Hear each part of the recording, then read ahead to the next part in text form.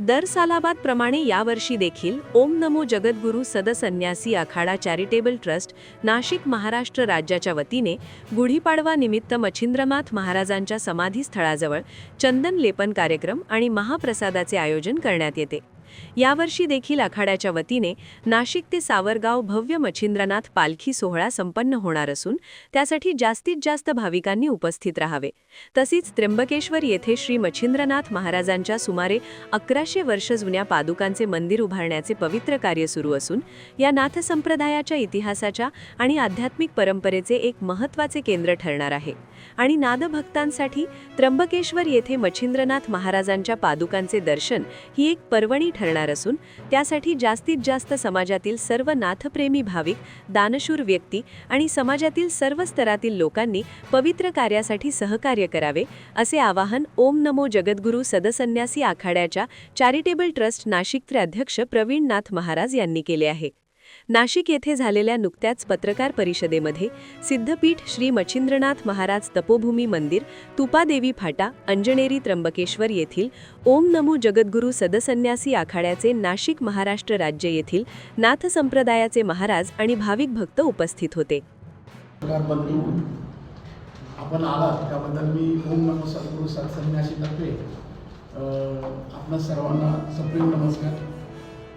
मी पीठाधीश श्री प्रवीणनाथ महाराज, गुरु श्री सोमवारनाथ महाराज, आमचे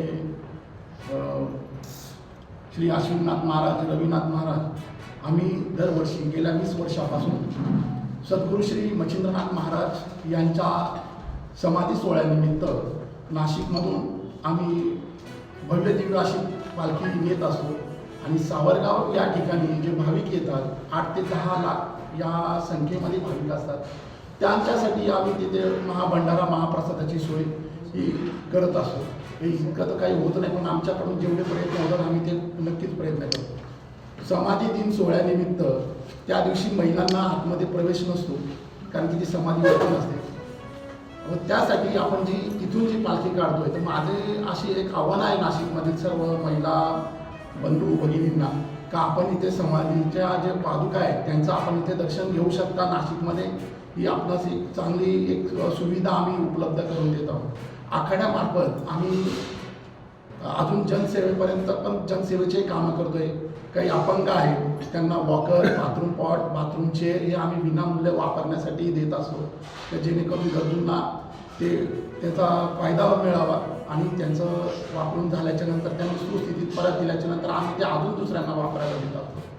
याचं एक सामान्य आम्ही आता दत्त जयंती झाली त्याच्यामध्ये पण आम्ही मोठे शिबिरं घेतले, 5-6 शिबिरं घेतली का जे जनकल्याण हेतू आम्ही ते शिबिरं घेतले। रक्तदान शिबिर असतील, काही महिला आरोग्याचे आहेत, आई चेकअप आहे, जसं तुलसी आई चेकअप आम्ही लावलं होतं त्यावेळेला पण सर्व भाविकांना त्याचा लाभ मिळावा हा उद्देश आम्ही तिथे त्याचा उद्देश या उद्देशाने आम्ही हे कार्य करत असतो। नवनाथ भक्तिसार अध्याय 2 याच्यामध्ये श्री मालुकवी यांच्या हस्ते लिखित आहे, हे पुराव्यानुसार मी सांगत आहे की महाराजांनी आपल्याकडे ही छोटीशी सेवा दिली आहे। तर नवनाथ भक्तिसार अध्यायमध्ये असा उद्देश आहे की सद्गुरू मच्छिंद्रनाथ महाराजांनी अंजनेरीमध्ये तपस्या केली, बेल सजीव केले आणि ते बेल घेऊन मार्कंडेला जात होते। मार्कंडे म्हणजे वणीच्या समोरचा डोंगर।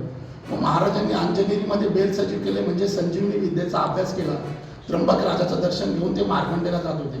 इतकी मोठी तपस्या भूमी आपल्या नाशिक जिल्ह्यात असताना साध्या महाराजांच्या पादुका आजपर्यंत कोणी बसवल्या नाही। हाच उद्देश आम्ही मनात धरून अंजनेरी येथे आम्ही 10 गुंठे जागा विकत घेऊन तिथे मंदिराचं कार्य सुरू केलेलं आहे। अशी इतकी मोठी पावनभूमी, त्या पावनभूमीमध्ये आम्ही सद्गुरू मच्छिंद्रनाथ महाराजांचं मंदिर करतोय। या मंदिर कार्यामध्ये काही भाविक भक्तगण, दानशूर यांनी बड सोडून त्याच्यामध्ये सेवा द्यावी व मच्छिंद्रनाथ महाराजांचे आशीर्वाद घ्यावे। आज सांगण्याचा उद्देश असा आहे की येत्या 17 तारखेला आम्ही जी नाशिक गुरुगादी इंदिरानगर इथून जी पालखी काढतोय, तर यावर्षी आम्हाला आपले शालेय शिक्षण मंत्री श्री दादाजी भुसे साहेब यांचे आगमन तिथे होणार आहे।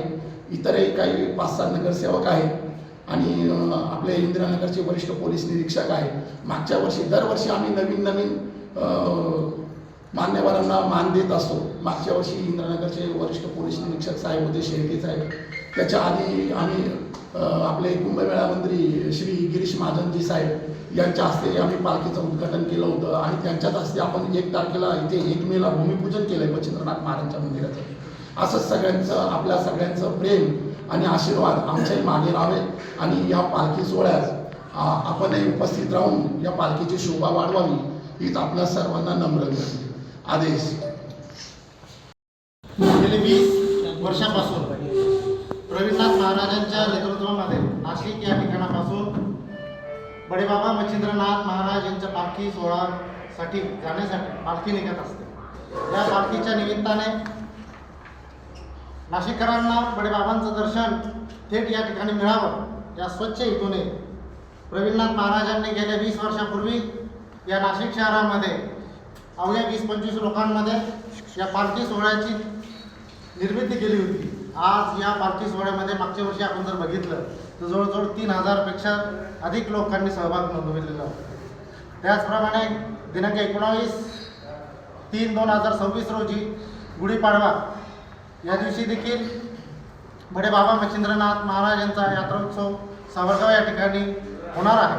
त्यानिमित्ताने याही वर्षी पाडव्याच्या निमित्ताने बडेबाबांची जी पालखी सोहळा आहे तो प्रवीणनाथ महाराज यांनी त्याचप्रमाणे ओम नमो सद्गुरू सत्संन्यासी आखाडा या संस्थेच्या वतीने इंदिरानगर या ठिकाणापासून निघून सावरगाव या ठिकाणी जाणार आहे. या निमित्ताने या सोहळ्यासाठी नाशिककरांनी मोठ्या संख्येने सहभागी व्हावा या स्वच्छ हेतूने संस्थेच्या वतीनं ही पत्रकार परिषद बोलवून या नाशिककरांना आम्ही आवाहन करीत आहोत.